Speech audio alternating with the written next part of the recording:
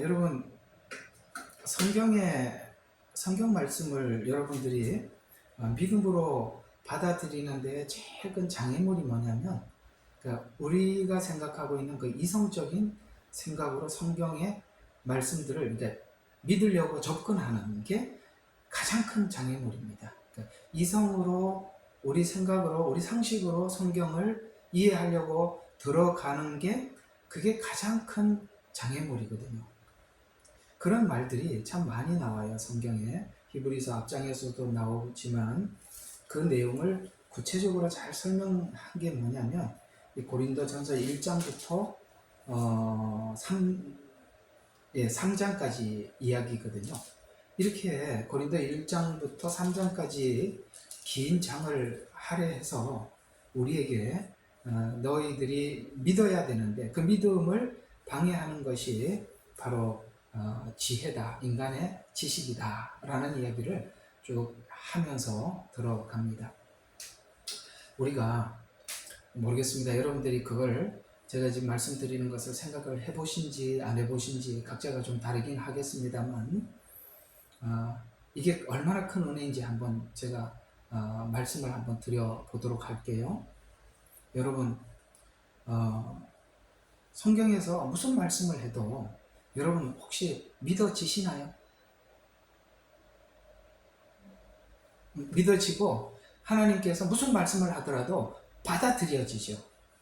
그냥 이해가 안 돼도 그냥 믿어지죠. 그게 하나님의 은혜예요. 왜냐하면 항상 걸리는 게 뭐냐면 그러니까 우리 생각과 상식적인 사고들이거든요. 그러니까 이게 믿음에 항상 방해가 되는 것입니다. 느닷없이 이야기를 왜 하느냐? 고린도전서 15장이 성경에 굉장히 중요한 사랑과 부활에 대한 내용을 잘 정리한 성경입니다. 맞죠? 고린도전서. 자, 그래서 13장은 사랑을 정리한 글이고요. 15장은 부활을 정리한 글입니다. 기독교에는 사랑과 부활이 가장 중심에 있거든요. 그걸 이제 고린도전서는 그걸 설명을 하려고 그러는데 만약에 사랑도 우리가 이해하는 사랑과 다른 사랑을 우리에게 설명을 하고 있고 부활은 이거는 믿음 없이는 어떤 것도 용납할 수 없는, 받아들일 수 없는 이야기예요. 그렇죠? 부활이라는 인간이 죽으면 끝인데 무슨 부활이라는 그 자체가 이 믿음 없이는 절대 수용할 수 없는 그 이야기예요. 그래서 이 사랑이라는 것을 수용하는 것과 부활이라는 것을 수용하는데 장애물이 뭐냐? 그게 바로 지식이다라고 그렇게 이해시키기 위해서 1장부터 3장까지 그걸 쭉 설명을 하고 그 다음부터 이렇게 쭉 설명해 들어가는 것 중에 한번 이렇게 한번 보도록 하겠습니다. 1장 고린도전서 한번 잠시 살펴보고 이게 우리가 왜 믿음으로 하나님의 말씀들을 다 수용하고 받아야 하는지 한번 정돈하고 한번 지나가 보도록 하겠습니다. 1장 18절 한번 보시죠. 고린도전서 1장 18절 제가 읽어드리겠습니다. 십자가를 전파하는 것이 멸망하는 자들에게는 어리석은 것이고 구원받는 사람들에게는 하나님의 능력이다. 십자가가 딱 있어요. 둘 다. 어떤 사람은 어리석은 사람이 있고 그 다음에 구원받은 사람이 있어요. 그런데 십자가를 전파하는 것이 멸망하는 사람들은 너무 어리석다. 어떻게 이런 방식으로 이렇게 우리가 구원을 받아야 하나? 라고 생각하는 사람들에게는 십자가는 어리석은 이야기예요. 이거 말도 안 돼. 이건 뭐 이렇게 구원을 받는다는 게 말이 돼? 이렇게 생각을 한다는 말이에요. 그래서 어리석다는 거예요. 그런데 구원받는 사람들에게 하나님의 능력이죠. 와, 그렇지. 우리는 우리 스스로 구원할 수가 없어. 그건 하나님의 능력만이 우리를 구원하시는 능력이야 라고 생각하는 사람들에게는 그 십자가는 능력으로 다가올 것이고 이거 참 어리석다라고 성경에서 말하고 있는 어리석다라는 표현을 잘 이해를 하셔야 됩니다. 성경에서 말하고 있는 어리석다라는 표현은 어떤 사람들에게 쓰는 표현이냐면 하나님의 말씀을 지식이나 지혜로 자기 지식으로 자기 실력으로 이해하려고 하는 사람을 성경은 어리석은 사람 이렇게 표현하고 있고 지혜로운 사람은 하나님의 말씀을 그래 이건 하나님의 말씀이지 나는 피조물이고 하나님은 창조주야 그렇게 해서 하나님께서 하시는 말씀이 무엇이든지 하나님의 말씀은 하나님의 말씀이고 오라 라고 생각하는 사람들은 지혜로운 사람이다. 그러니까 세상은 반대죠. 우리를 보고 세상 사람들은 뭐라고 이야기하냐면 얼마나 바보 같으면 그 말도 안 되는 걸 믿고 있냐 이렇게 이야기를 하고 있고, 우리는 그 사람들한테 무슨 말을 하냐면 우리는 믿어지는데 너는 왜 안 믿어지냐 이렇게 얘기를 하는 것에서 서로 분명히 차이가 있습니다. 그래서 19절에 기록되기를 내가 지혜 있는 자들의 지혜를 멸하고 총명한 자들의 명철을 없애리라. 왜냐하면 이 지혜 있다고 생각하는 사람들이 지혜가 없어져야만이 믿어진대요. 그 얘기 이해가 가요? 자기가 그 상식적으로 이해하려고 하는 그런 사람들의 지혜가 없어져야 돼요. 총명한 자들의 명철이 없어져야 돼요. 그래야 믿어져요. 근데 이 사람들의 지혜와 명철을 어떻게 없애려고 그러냐면은 어리석은 사람들, 우리같이 하나님 말씀을 무조건 믿는 사람들이 그 믿음 생활을 하는 것으로 우리가 살아가는 삶을 통해서 그들의 야 정말 하나님이 살아계시니까 저 사람들이 저렇게 삶이 변하고 달라졌구나라고 그렇게 그들이 받아들일 수밖에 없도록 해서, 그래 너희들이 볼 때는 세상 사람들이 볼 때 미련한 사람들이 믿음으로 하나님의 말씀을 받아서 변화된 삶을 보여줌으로써 그들의 지혜와 총명을 없애버리겠다는 거예요. 그래서요 진짜 우리에게 큰 은혜가 뭐냐면 무슨 말을 해도 믿어진다는 거예요. 제가 이 말을 저는 이 말을 굉장히 깊게 뼈저리게 한번 체험했던 사람입니다. 처음에 교회를 갔는데 제가 처음 갔던 교회는 그냥 중학교 갔을 때는 국수 먹고 다니던 그 교회, 거기서 무슨 설교하는지 하나도 모르겠어요. 그냥 아예 모르고 이제 두 번째 이제 고등학교 다닐 때 이제 이사를 가서 교회를 다니는데, 처음에 다녔던 이 교회는 이분이 목사님이 이게 뭐 성경 한 구절 읽어놓고 그때 박정희가 어떠니 전두환이가 어떠니 맨날 그런 이야기만 해서 이거 뭐 교회가 이런 곳이구나 이런 생각을 해서 그때 처음 들었어요. 그래서 나는 그분이 성경을 이런 걸 못 봐서 항상 성경 한두 구절 읽어놓고 항상 그런 이야기만 해서 나는 이게 성경책이라는 것이 그 이웃들에게 나 교회 갑니다 하고 이렇게 교회 갈 때만 이렇게 보여주는 건 줄 알았어요. 그래서 처음에 교회 가서 제가 뭐라고 말씀을 드렸냐면 서점에 가서 이제 성경책을 그렇게 옛날에 신약 성경 조금 하는 것만 줬잖아요. 이것만 가지고 있어서 안 되고 내가 성경을 한 권을 사야겠다 싶어서 서점에 가서 이렇게 얘기했어요. 최근에 나온 성경책을 한 권 주세요. 그랬더니 서점 주인이 막 웃으면서 최근에 나온 성경이 어디냐고, 성경은 옛날부터 온 거라고 해.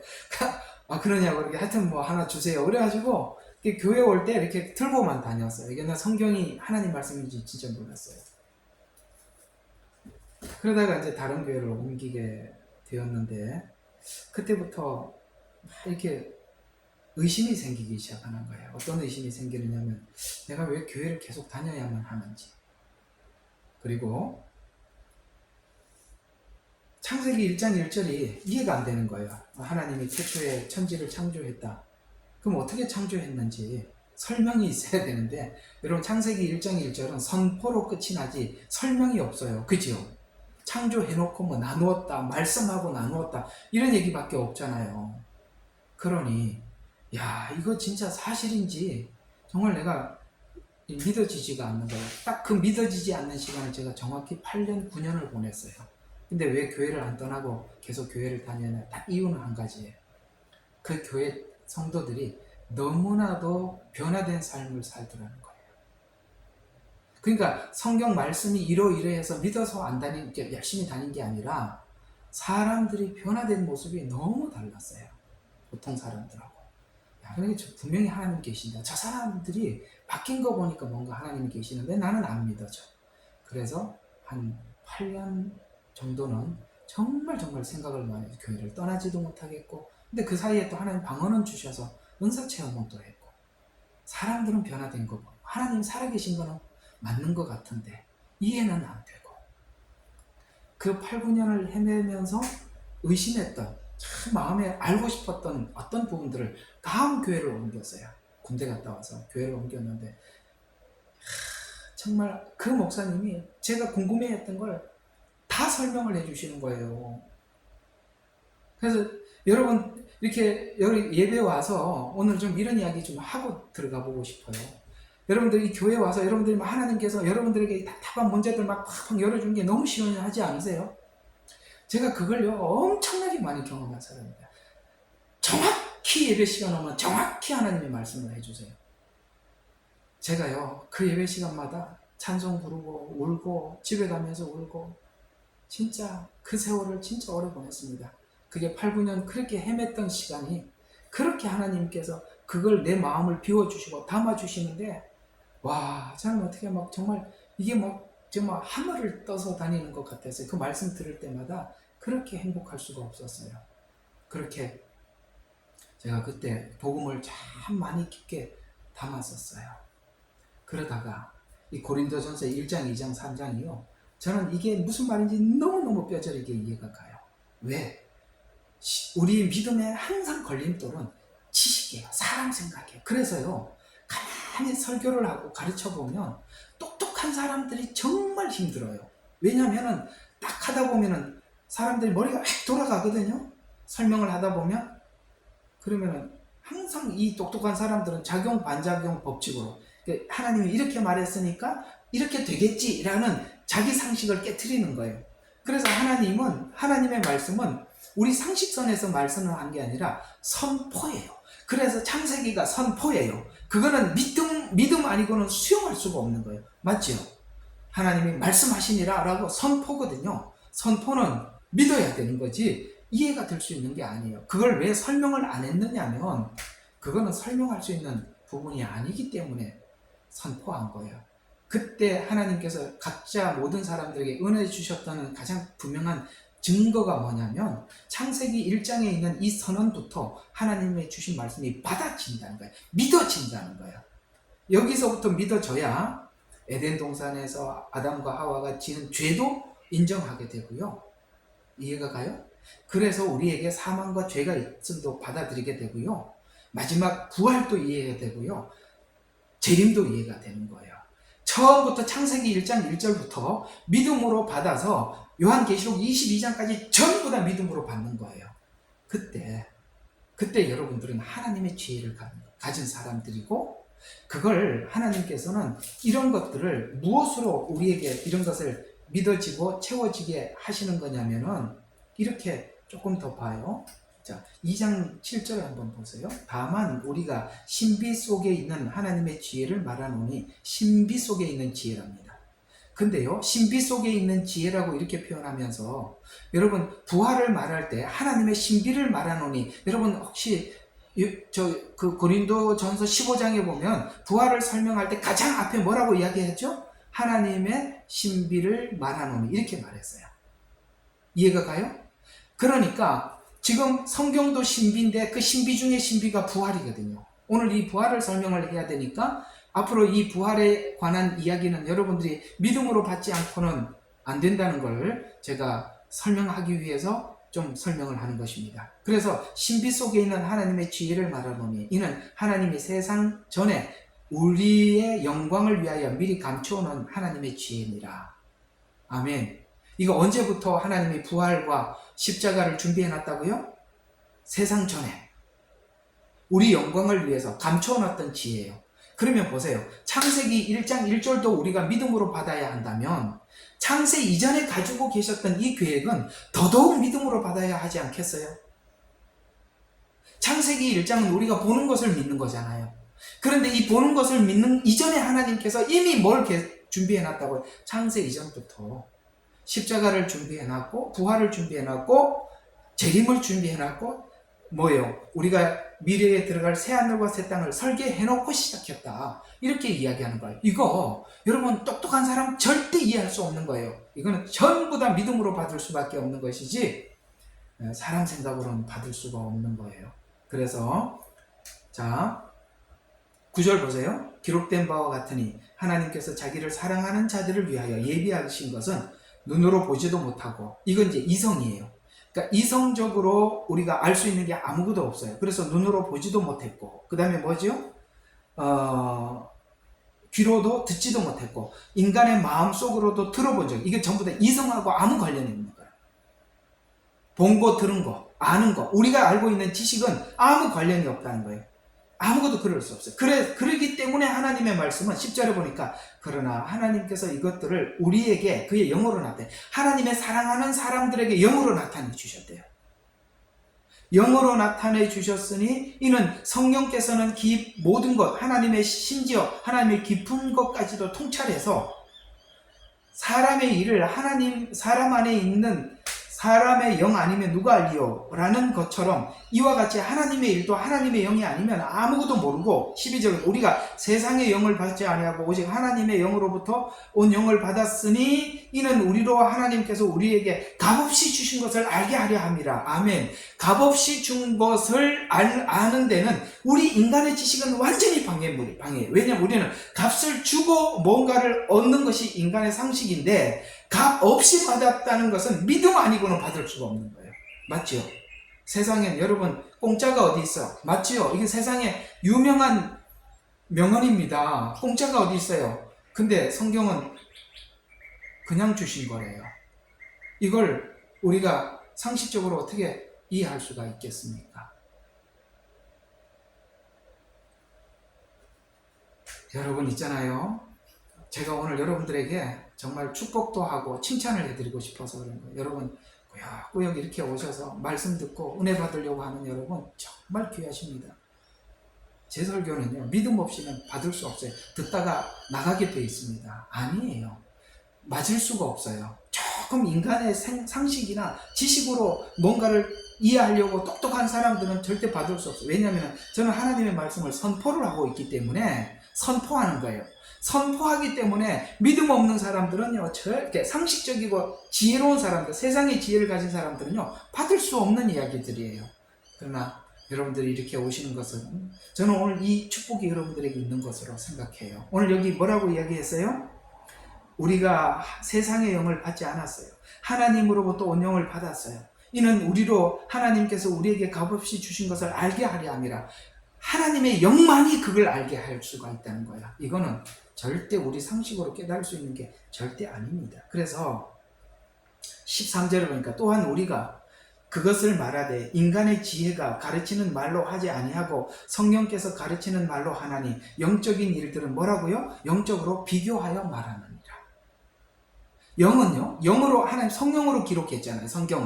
성령으로 기록했기 때문에 성령으로 마음에 성령 안에서 하나님이 계시해 주지 않는 사람은 이걸 알 수가 없는 거예요.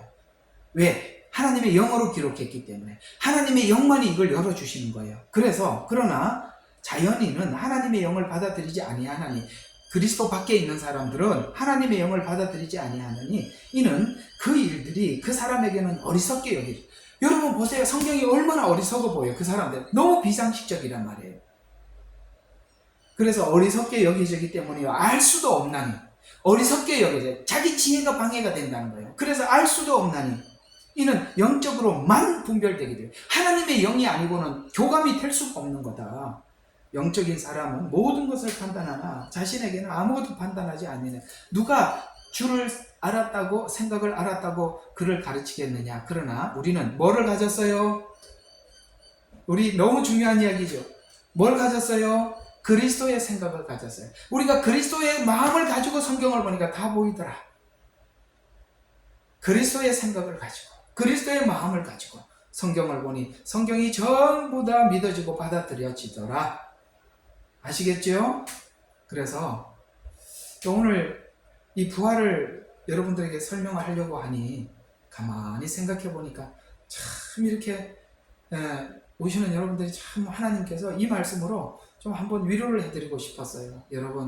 여러분들은 정말 믿음으로만 받을 수 있는 말씀을 듣고 계시고 매우 지식적이고 상식적인 사람들은 결코 받을 수 없는 말씀을 여러분들은 지금 잘 받고 있다는 것에 대해서 하나님께서 아마 여러분들이 격려해주고 싶어서 오늘 이 말씀을 여러분들과 함께 잠시 나누라라고 하신 것 같아요. 아셨죠? 그래서 오늘 그 중요한 우리 부활을 함께 살펴보도록 하겠습니다. 자, 요한계시록 20장으로 가봅니다. 요한계시록 20장입니다. 20장 5절부터 제가 여러분과 함께 말씀을 봉독해 드리겠습니다. 그러나 죽은 자들 가운데 그 나머지는 천년이 끝날 때까지 다시 살지 못하리라. 이것이 첫째 부활이라. 첫째 부활에 참여하는 자는 복되고 거룩하도다. 둘째 사망이 그를 다스릴 권세가 없고 오히려 그들이 하나님과 그리스도의 제사장들이 되어 천년 동안 그와 함께 통치하리라. 저도 오늘 부활 이야기는 아마 오늘 하루로는 끝날 수가 없는 것 같고 다음 주에 또 해야 될 것 같습니다만, 이 부활 이야기는 분명하게 정확하게 정리를 해 두셔야 하는 것입니다. 자, 여기 보면 이런 이야기가 여기 등장하고 있지요. 5절에 보면 죽은 자들 가운데 나머지는 천년이 끝날까지 다시 살지 못하리라. 이것이 첫째 부활이라. 이렇게 첫째 부활 이런 말이 나오고, 그 다음에 둘째 부활이라는 말도 나오고, 첫째 사망도 나오고, 둘째, 이렇게 왜 첫째 둘째 이런 부분들이 성경은 이렇게 나누어 놓았는가 라는 부분에 대해서 우리가 정리를 해야 할 필요가 있는 것입니다. 그래서 부활 그러면 뭉뚱거려서 모든 부활 이렇게 보면 안 돼요. 부활도 그 순서들이 쭉 있다라는 것을 성경은 첫째, 둘째 이런 순서를 집어넣어서 우리에게 말씀하고 있다는 것을 우리가 기억해 두어야 하는 것입니다. 그래서 오늘 6절 계속 보시면 첫째 부활에 참여하는 자는 복이 있대요. 첫째 부활에 참여하는 자가 복이 있다라는 이 첫째 부활은 뭐냐라는 부분을 한번 보도록 하겠습니다. 여기 보면 왜 첫째 부활이 복이 있느냐면 이들이 받을 복은 둘째 사망이 다스릴 권세가 없기 때문에 첫째 부활에 참여한 자가 복이 있대요. 자, 이 말 잘 정리를 해 두셔야 돼요. 자, 첫째 부활에 참여한 자가 복이 있어요. 왜 복이 있다고요? 둘째 사망이 다스릴 권세가 없다고 부연 설명을 해줘서 이게 복이라고 이야기하고 있습니다. 그러면 야, 이거 첫째 부활 되지 않으면 둘째 사망이 다스리는구나 이렇게 되는 거죠. 하나님이요, 이 부활을 잘 이해하려고요, 첫째 둘째 이렇게 설명을 잘 해주셨어요. 자, 둘째 사망이 다스릴 필요가 없는 것은 누구냐면은, 이런 사람들은 이 첫째 부활에 참여할 사람들이 누구냐면 둘째 사망이 다스릴 권세가 없는 사람들인데, 이 사람들은 누구냐면 모두 구원받은, 지금 예수 믿고 거듭난 모든 사람들은 첫째 부활에 참여할 자들이에요. 그들은 둘째 사망이 다스릴 권세가 없다고 말하는 이 둘째 사망은 천년 왕국이 끝나고 부활한 자들, 그걸 보고 둘째 부활이라고 그래요. 그러니까 예수님께서 첫째 부활에 참여할 자들이 두 종류가 있어요. 하나는 누구냐면은 우리처럼 지금 예수님을 믿고 거듭난 자들이 만약에 7년 중에 주님이 재림하셔서 휴거가 된다면, 휴거가 되든지 죽었다면 부활이 되든지, 과거에 예수 믿고 죽은 사람들, 이 사람들은 전부 다 첫째 부활에 참여할 자들이에요. 또 한 부류가 있죠. 누구냐면 7년 환란 때 목배임을, 복음을 증거하다, 저번 주에 말씀드린 거예요. 복음을 증거하다가 목배임을 당한 자들도 부활을 합니다. 이해가 가죠? 그들은 다 어디에 속한 사람들이냐면 첫째 부활에 참여하는 자들이에요. 아시겠습니까? 자, 그러면 크게 두 가지로 나눕니다. 하나는 예수 믿고 거듭난 자들, 이전에나 지금이나. 아시겠어요? 7년 중이라도, 그 전도, 이미 죽은 자들이 많이 있을 거 아닙니까? 그들. 그 다음에 또 누구라고요? 7년 중에 복음을 증거하다가 목배임을 당한 자, 이게 저번 주에 했어요. 그들은 전부 다 첫째 부활에 참여할 자들이에요. 그럼 첫째는 이걸로 마무리 끝장이 났어요. 둘째 부활이 있어요. 그게 언제냐? 천년 왕국이 끝나고 심판받을 자들이 받는 부활을 둘째 부활이라고 해요. 그러면 이 지구상에 있는 모든 인간은 부활의 예외자가 있느냐? 단 한 명도 없습니다. 오케이? 아무도 없습니다. 이 땅에 부활하지 못할 자는 아무도 없습니다. 불신자도 다 부활하고요, 신자도 다 부활하는 거예요. 그래서 신자들의 부활을 첫째 부활이라고 하고 심판의 부활을 둘째 부활이라고 하고 그 둘째 부활은 심판받고 지옥 가는 부활이기 때문에 둘째 사망이라고 이야기하는 것입니다. 그래서 그러면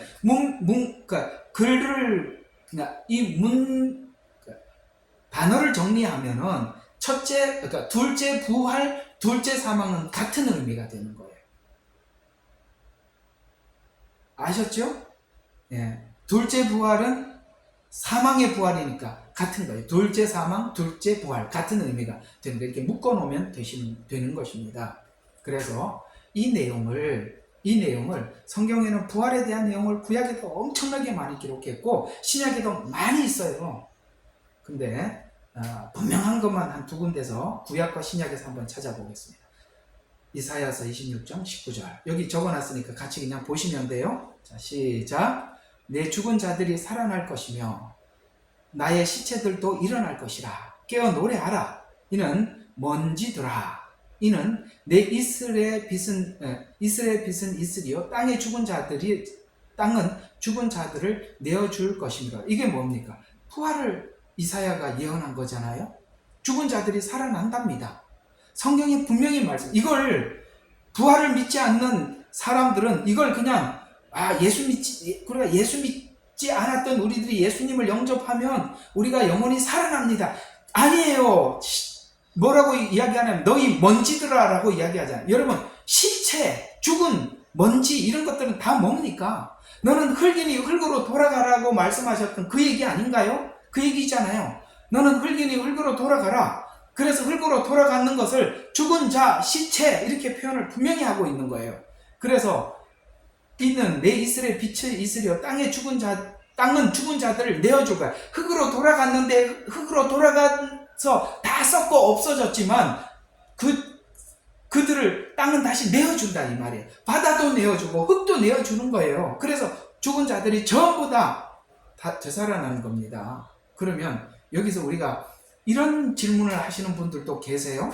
목사님, 그러면 화장한 사람들은 어떻게 돼요? 땅도 내어주고 바다도 내어주는데. 여러분, 돌아가신 지 오래되신 분들은요, 화장을 했나 매장을 했나 흔적이 없습니다. 무슨 차이가 있어요? 아시겠습니까? 우리 믿는 사람들이 화장을 하든 매장을 하든 아무 관련이 없는 거예요. 그러나 하나님께서 예수님께서 이 땅에 오셔서 부활할 때면 죽은 자들 모두가 부활한다라고 분명히 말씀하고 있습니다. 이사야 26장 19절에 그렇게 말씀을 하고 있고요. 다니엘서 12장 2절에도 땅속에 잠들어 있는 많은 이들이 깨어나, 자, 땅속에 잠들어 있는 똑같은 이야기죠. 이사야 26장하고 깨어나서 그 일부는 영원한 생명으로, 이거 이제 제가 말씀드렸던 첫째 부활.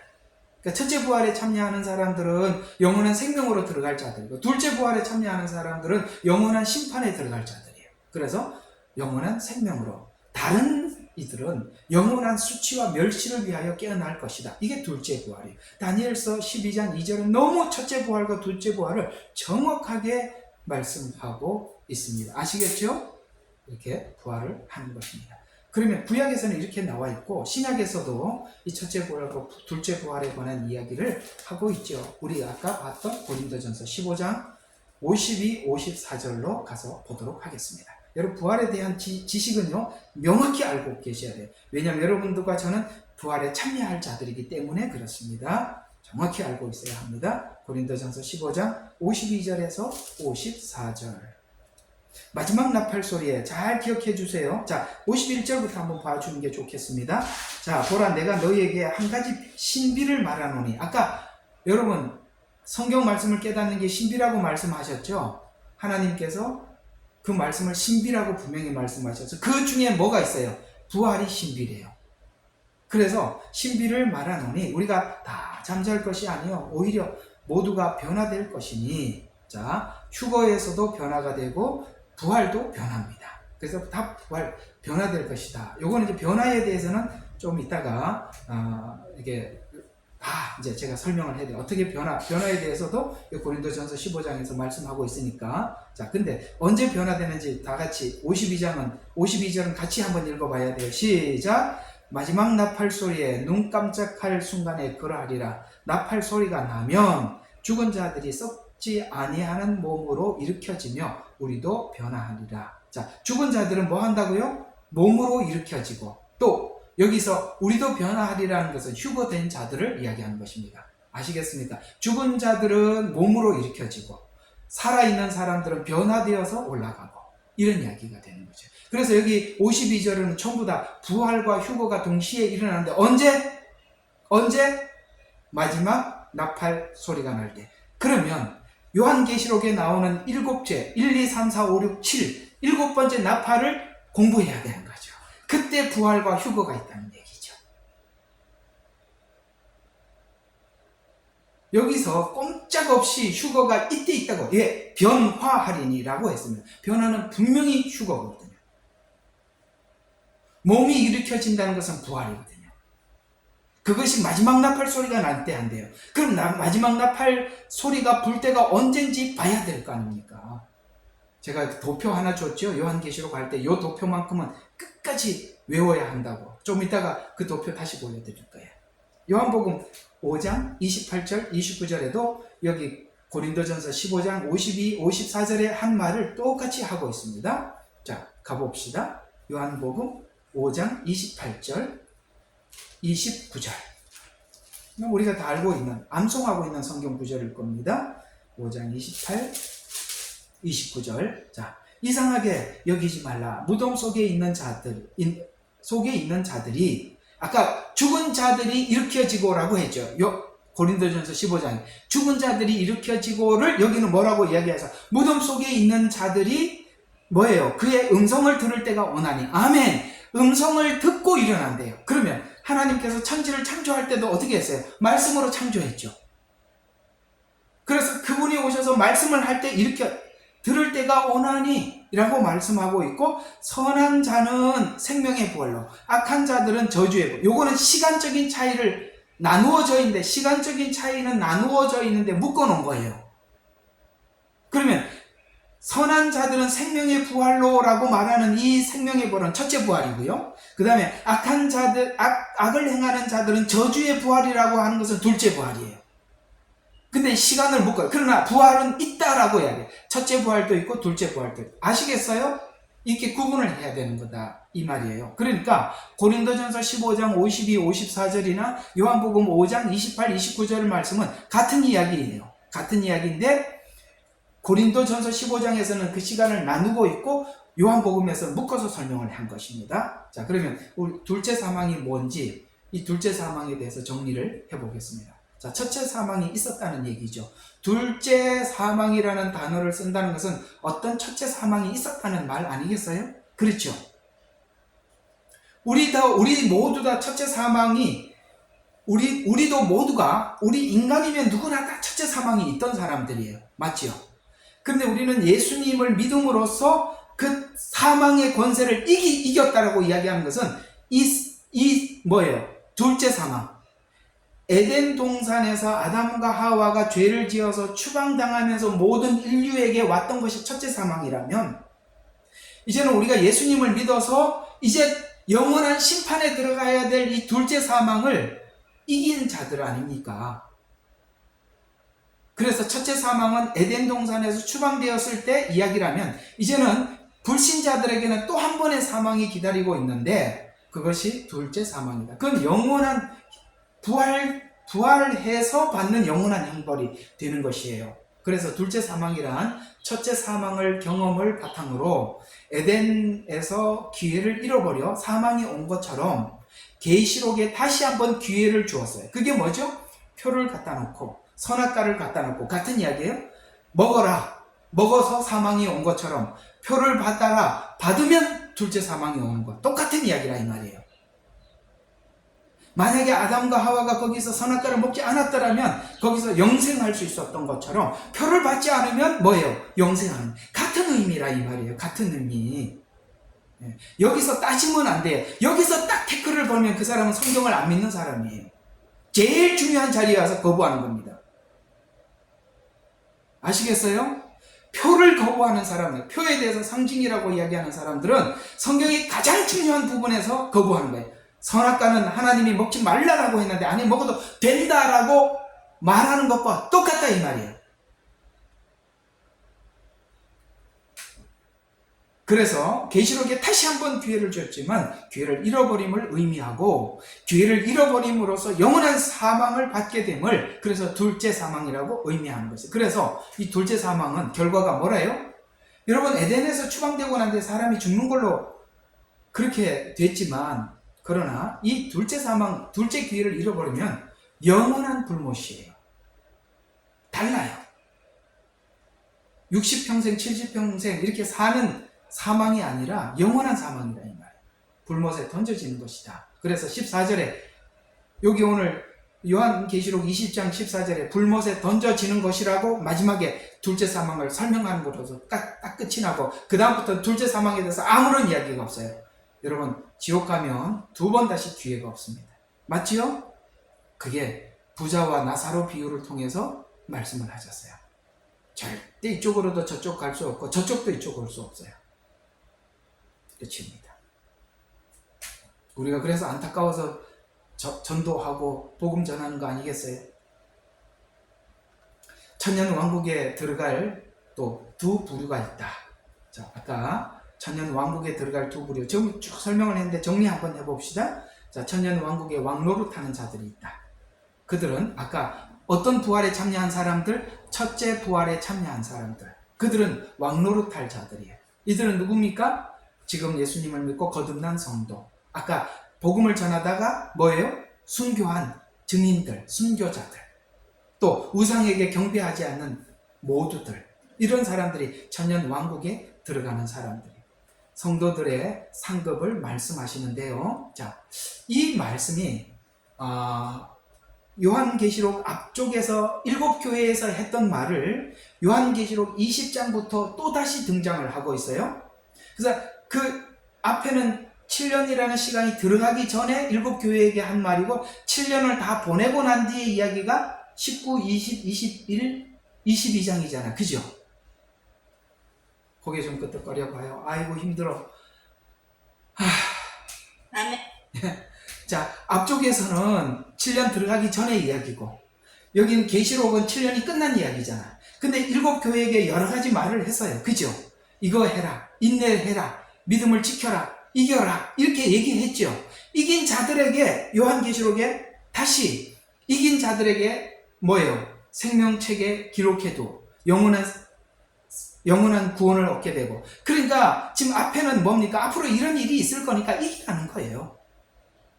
표를 받지도 말고 이기라는 거예요. 그래서 마지막에 가서 그 약속했던 사람들에게 준 축복들을 쭉 다시 요한계시록 19, 20, 21, 22장에 다시 설명을 해주는 거예요.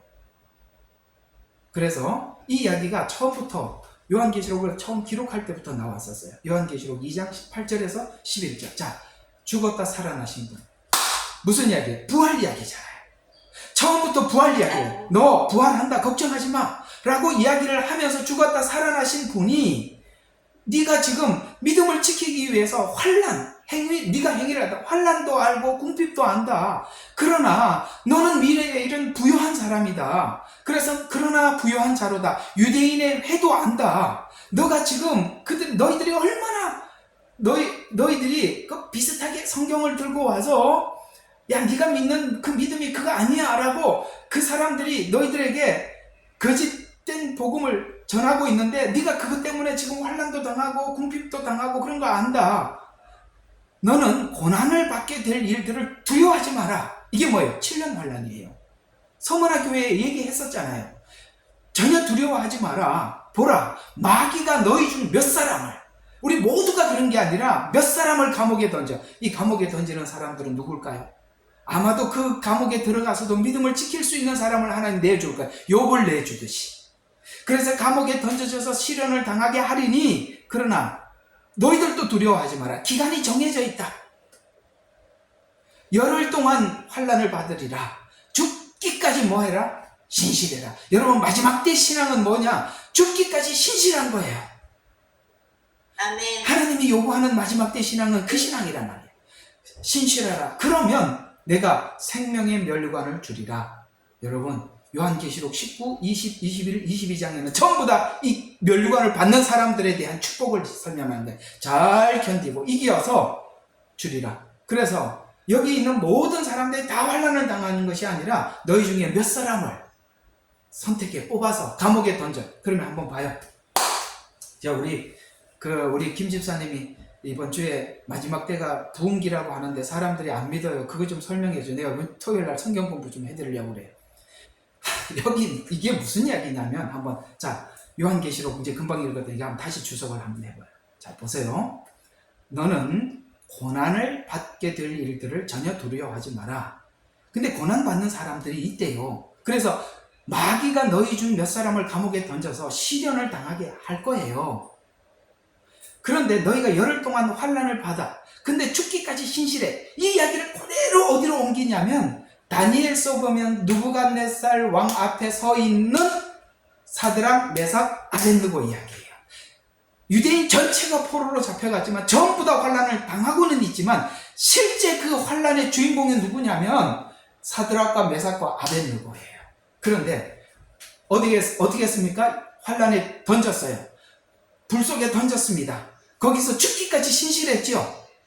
그렇죠. 뭐라고 하면서 들어갔습니까? 하나님께서 여기서 나를 구해줄 것이다. 만약에 구해주지 않더라도 나는 여기에 우상에게 절할 수 없다. 그래갖고 불 속에 들어갔잖아요. 근데 거기 누가 함께 했죠? 예수님이 함께 했어요. 다니엘이 사자굴 속에 들어갔어요. 거기 누가 함께 했어요? 주님이 함께 하셨어요.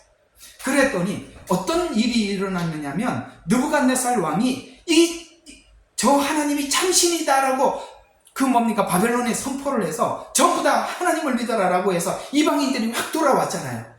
여러분 여기 서머나 교회에 환난에 던지는 이 사람들은 이 환난을 통해서 하나님이 어떤 분인지를 그들이 죽기까지 신실한 신앙을 지킴으로 세상 사람들에게 알려주고 공포하는 것입니다. 그래서 이들은요 생명의 면류관을 받는 그런 자들이에요. 아셨어요? 예. 그 다 던지는 게 아니라 그걸 견딜 수 있는, 그래서 사드락과 메삭과 아벤느고는요 그런 가운데서도 믿음을 지킬 수 있는 사람들이었어요.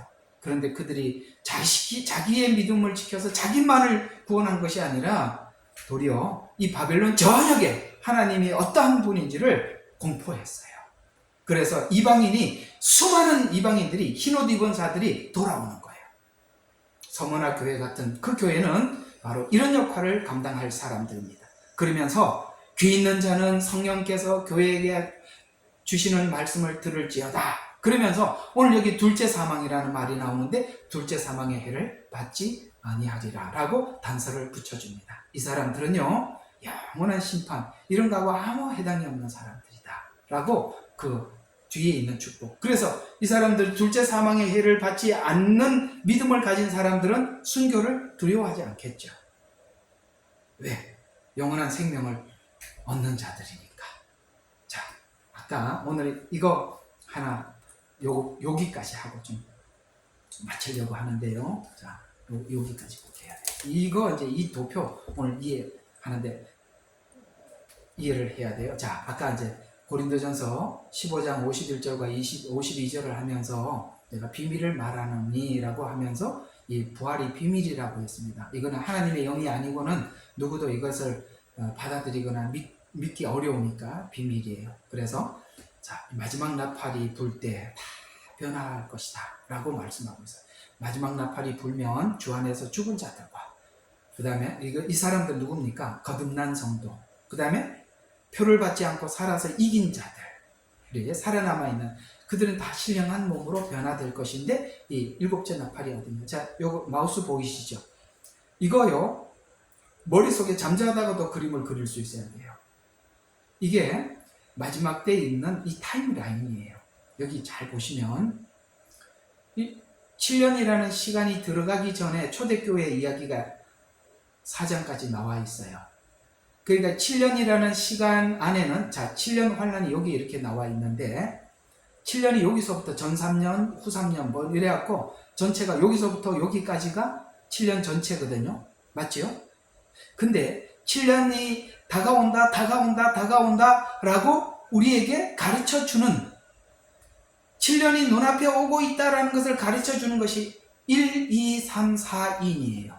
6장이에요. 계시록 6장에 보면 백말, 그 다음에 검은 말, 그 다음에 붉은 말, 청황색 말. 이게 뭡니까? 미혹, 그 다음에 전쟁, 기근, 전염병. 이게 7년이 오기 전에 7년이 오고 있다는 뭡니까? 전주곡을 강력하게 미혹, 전쟁, 기근 이렇게 처음에는 이단이 많이 생겨 미혹을 해. 그래서 기독교인들이 이제는 뭡니까? 적그리스도에게 동조할 수 있도록 확 진영을 바꾸는. 그래서 여러분 이게 세상의 기독교 진영이 그래서 WCC가 생기고 NCCK가 생기고 종교다원주의가 생기고 이게 다 미혹 때문에 일어난 일들입니다. 아시겠어요? 미혹을 받았기 때문에 그걸 하는 거예요. 그래서 미혹이 옛날부터 WCC, NCK 이런 것들은 옛날부터 시작했었어요. 그래서 그게 했어요. 근데 요즘은 어떤 소식이 많이 들리고 있어요? 전쟁 소식. 요즘만큼 이렇게 많이 전쟁 소식 들리는 때가 있나요? 중동 5차전 사람들이 다 예측할 수밖에 없게 중동 5차전이 지금 사람들이 예측을 하고 있지 않습니까? 전쟁. 그러면 여러분 보세요. 전쟁이 일어나면 자연스럽게 따라오는 게 뭡니까? 여러분 전쟁을 했으니까 먹을 게 어디 있어요? 당연히 기근이 따라오는 거예요. 그리고 전쟁과 기근 안에 뭐가 있어요? 전염병요. 여러분 전쟁과 기근이 있는 곳에 많은 죽음이 있어요. 그래서 전염병이 있는 거. 근데요, 이 전염병은 우리는 이미 2019년도에 한번 경험을 했어요. 그래서 우리가 이 전염병이 마지막 때 징조라는 것을 알기 때문에 분별한 것입니다. 이거는 7년이 들어온 시간은 아니에요. 그게 요한계시록 6장에서 첫 번째 인과 네 번째 인은요, 전부 다 첫째 나팔을 불기 직전까지 있는 거예요. 요게 여섯째 인까지 떼지고 첫째 나팔 불고 이렇게 순서대로 7끝 첫 번째, 그 다음에 나팔 1번 7번 끝나고 다시 대접 1번 7번. 이게 아니에요. 잘 이 그림을 잘 보라 이 말이에요. 그래서 잘 보라는 거야. 이거 잘 보라는 거예요. 그래서 보세요. 1, 2, 3, 4가 전부 다 7년 환란 전에 있었던 거예요. 네 가지. 그 다음에 여섯 번째 인이 어디지? 다섯 번째 인이 어디죠? 다섯 번째는요, 요 위에 보세요. 요 그림 여기 나와 있죠. 요 마우스, 요 보이시죠? 요게 다섯 번째 인은 잘 보세요. 요 시간을 잘 보세요. 이렇게 보면 어디입니까? 전 3년 반 전체를 다섯째 인이라고 이야기하는 거예요. 다섯째 인이 따로 있는 게 아니라 나팔재앙 전체가 다섯째 인이라 이 말이에요. 알았어요? 다섯째 인이 따로 있는 게 아니라 이 말이에요. 여섯 번째 인은 뭐예요? 여섯 번째 인은 뭐지요? 후 3년 반을 이야기하는 거예요. 기억해 두세요. 다섯 번째 반은 나팔재앙, 여섯 번째 인은 대접재앙, 일곱 번째 인은요, 이 전체를 이야기하는 거예요. 전체. 아시겠어요? 요 일곱 번째 인 이렇게 나와 있죠? 일곱 번째 인은요, 첫 번째 인부터 시작해갖고 마지막 일곱 번째 대접 전체를 안고 있어요. 왜 그러냐면, 이 말이 왜 그러냐면은 두루마리가 이렇게 있었단 말이에요. 이 안에 지금 요한계시록이라는 계시가 있어요. 일곱 인을 이렇게 하나, 둘, 셋, 넷, 다섯, 일곱 개를 이렇게 붙여놨어요. 하나를 떼니까 글씨가 조금 보여. 맞죠? 일곱 개 중에 두 개 떼니까 더 보여. 세 번째 떼니까 더 보여. 네 번째 더 보여. 이렇게 더 보이다가 일곱 번째 탁 띄고 나면 두루마리가 쫙 펼쳐지잖아요. 그래서 일곱 번째 인은 첫 번째 인부터 마지막 마지막 대접까지 전부가 활짝 열리는 거예요. 그래서 일곱 번째 인도 그런 이야기예요. 아시겠어요? 이 인에 대해서 잘 이해를 하셔야 돼요. 근데 많이들 어떻게 이해를 하고 계시냐면, 인 재앙부터가 7년 환란이라고 생각을, 그렇게 이야기하는 분들이 많아요. 이런 도표를 몰라서 그러는 거예요. 다시 한번 정리해 봅시다. 인재앙이라도 외워봅시다. 자, 첫 번째 인재앙, 첫 번째 뭐예요? 미혹. 두 번째 전쟁. 세 번째 기근. 네 번째 전염병. 다섯 번째는 나팔재앙. 여섯 번째는 대접재앙. 일곱 번째는 첫째 인부터 마지막 7인까지 전체. 됐죠? 이는 이렇게 정리를 해두고, 그 다음에 나팔 재앙 봐요. 마지막 나팔을 봐야 되니까 나팔 재앙을 보세요. 여기 계시록 8장 6절에 이렇게 나와 있는 건데, 자 보세요. 첫째 나팔, 둘째 나팔, 셋째, 넷째, 다섯째, 여섯째 나팔을 불고 일곱 번째 나팔은 어디가 있나요?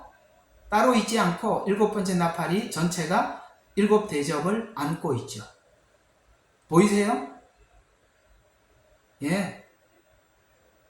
일곱 번째 나팔은 일곱 대접 전체가 일곱 번째 나팔이에요. 자, 그러면 마지막 나팔은 무슨 나팔일까요? 일곱 번째 나팔이죠. 그러면 이제 아까 봐봐요. 뭐라고 이야기했어요?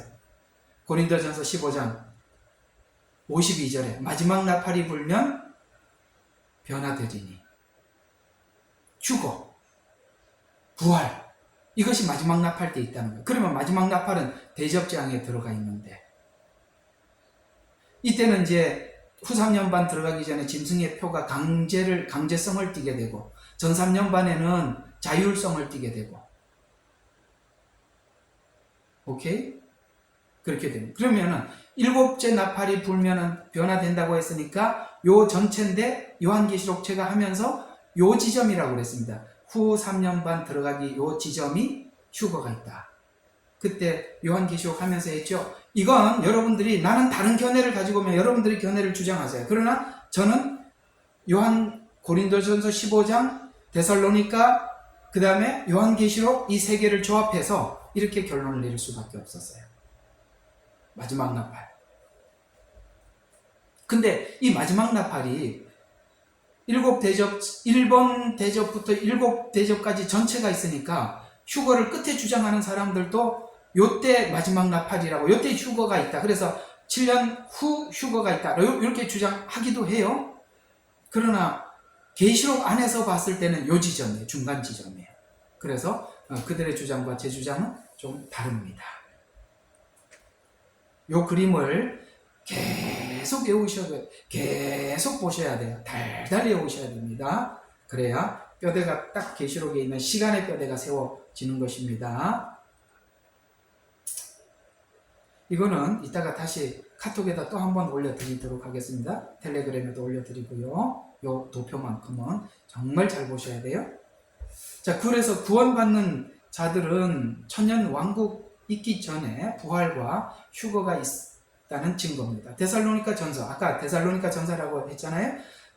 4장 16절 17절에서 거기도 부활을 설명하는 부분인데요. 부활을 설명하면서 이렇게 얘기했어요. 주 안에서 죽은 자들이 먼저 일어나고, 그러니까 휴거가 먼저냐 부활이 먼저냐에서 데살로니가 전서 4장은 부활이 먼저다. 죽은 자들이 먼저 일어나고 살아있는 자가 주를 끌어올려서, 공중으로 끌어올려서 주를 만났다라고, 이건 휴거를 이야기하는데, 순서가 부활이 먼저고 휴거가 나중인데, 이것이 성경에 동시에라고 표현하고 있는 이 원어를 보면 1초도 되지 않는, 그러니까 사실은 이걸 성경은 나누고 있지만 동시에 일어나는 일이죠. 그렇게 데살로니가 전서에서는 말씀을 하고 있어요. 그래서 즉 동시에 부활과 휴거가 있을 것이다 라고 시간을 말씀해 주고 있습니다. 자, 다음 주에는 고린도전서 이제 15장 22절부터 25절부터까지 해서 좀 더 부활에 대해서 구체적으로 여러분들과 다뤄보도록 하겠습니다. 오늘은 부활의 시간, 기간, 그런 부분들에 대해서 말씀을 드렸고, 이 부활이란 우리가 상식적으로 이해할 수 있는 부분이 아니라 믿음으로만 받아들일 수 있는 것이다 라고 여러분들에게 이 두 가지를 여러분들에게 말씀을 드렸습니다. 자, 오늘은 여기까지 하고, 이 도표는 제가 꼭 보내드릴 테니까 여러 번 암기하시고 또 보시고 또 보셔서, 제가 이 도표가 저하고 이렇게 견해를 달리하는 그 요한계시록을 설명하시는 분들도 이 도표만큼은 인정을 했습니다. 맞습니다. 우리도 이렇게 계시록의 시간을 나눕니다 라고 했습니다. 그럴 만큼 이거는 누구나 다 계시록에 있는 이야기 시간을 그대로 그냥 뭐 어떤 자기 주장에 의해서 만든 게 아니라 그대로 있는 그대로 만든 도표니까 하자가 전혀 없습니다. 아시겠죠? 자, 우리 한번 오늘 들은 말씀을 기억하면서 우리 한번 기도하는 시간을 가져보도록 하겠습니다.